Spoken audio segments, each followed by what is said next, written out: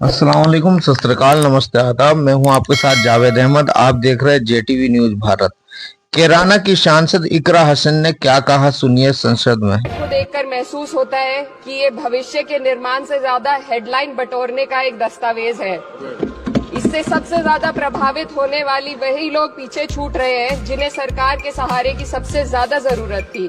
वो किसान जो बढ़ती लागत से परेशान हैं, वो नौजवान जो बेरोजगारी का सामना कर रहे हैं, और वो औरतें जो निजामती रुकावटों से जूझ रही हैं, और वो गरीब जो महंगाई के बोझ के तले दबे हुए हैं। This government is proudly marketing the income tax exemption of 12 lakhs. But the question is, how many Indians even earn that much to benefit from it? Only 2.2% of Indian population pays direct taxes, whereas no relief has been given in regards to indirect taxes, the burden of which falls on everyone, especially the poor and weaker section of the society. This clearly shows that this is not an inclusive budget. GST की ऊंची दरों ने आम आदमी की कमर तोड़ दी है। जरूरत इस बात की है कि खाद्य सामग्री, दवा, स्कूल की किताबें और जरूरत की चीजों पर टैक्स कम किया जाए।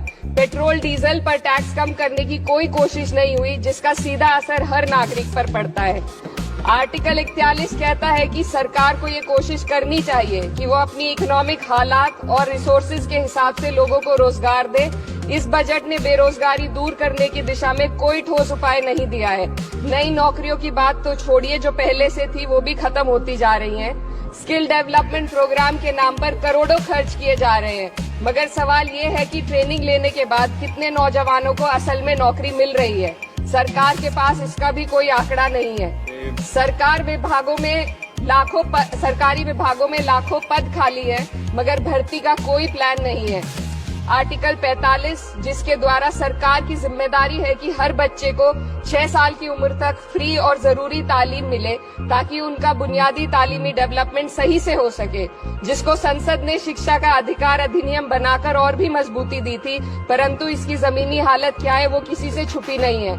नगरीय क्षेत्रों में सरकारी स्कूलों में शिक्षक न होने की वजह से स्कूल बंद हो रहे हैं, तथा दूरस्थ ग्रामीण क्षेत्र के स्कूलों में टीचर ही नहीं पहुंच पा रहे हैं।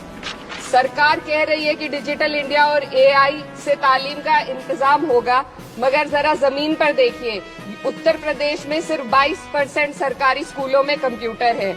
मेरे संसदीय क्षेत्र कैराना में कई सरकारी स्कूल शिक्षक न होने की वजह से बंद हैं, और मदरसा एजुकेशन के बजट में 57% की कटौती कर दी गई है। क्या यही सबका साथ सबका विकास है? इसी तर्ज पर अस्पताल हैं जहां पर डॉक्टर नहीं है। आर्टिकल 47 अच्छी सेहत और जिंदगी के स्टैंडर्ड को बेहतर बनाने की आवश्यकता पर जोर देता है। राज्य की जिम्मेदारी है कि लोगों की सेहत और उनके वेलबींग को बेहतर करने के लिए जरूरी कदम उठाए, लेकिन हकीकत यह है कि इस बजट का सिर्फ 2% ही